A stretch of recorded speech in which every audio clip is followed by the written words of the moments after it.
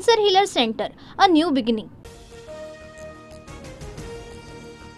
भारताकडून 23 मे पर्यंत पाकिस्तानसाठी हवाई क्षेत्र बंद। पहलगाम दहशतवादी हल्ल्यानंतर भारत आणि पाकिस्तानमधील तणाव वाढला।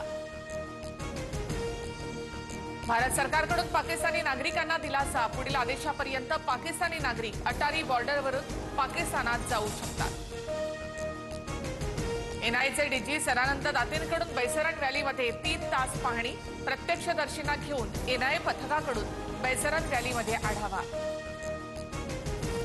पहलगाम हल्ल्याच्या संपूर्ण कटाची माहिती असणाऱ्या टूलकिटची एनआयकडून चौकशी सुरू। टूलकिटमध्ये प्रवासाचा मार्ग, राहण्याच्या ठिकाणासह सुरक्षा एजन्सींपासून बचाव करण्याची रणनीती।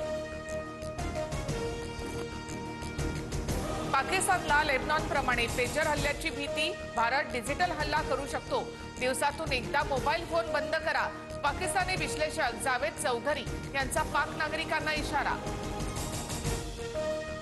पहलगाम हल्ल्याच्या 2 दिवस आधीच दहशतवादी बैसरन रॅलीमध्ये पोहोचले।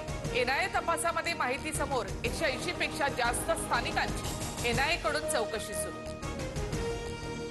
भारताला घाबरलेल्या पाकिस्तानी सैन्याची सीमेजवळ सियालकोटमध्ये वॉर ड्रिल।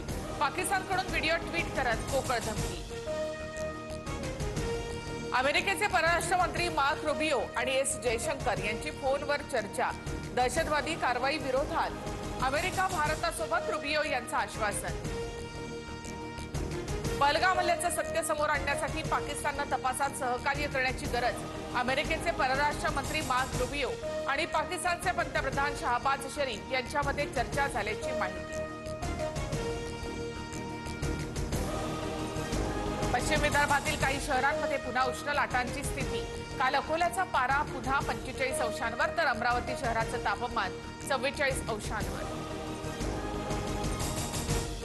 मे महिन्याच्या सुरुवातीलाच महाराष्ट्राला पाणी टंचाईच्या झळा।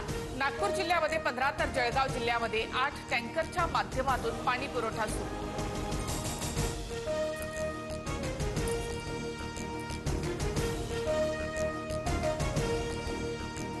Cancer Healer Center, a new beginning.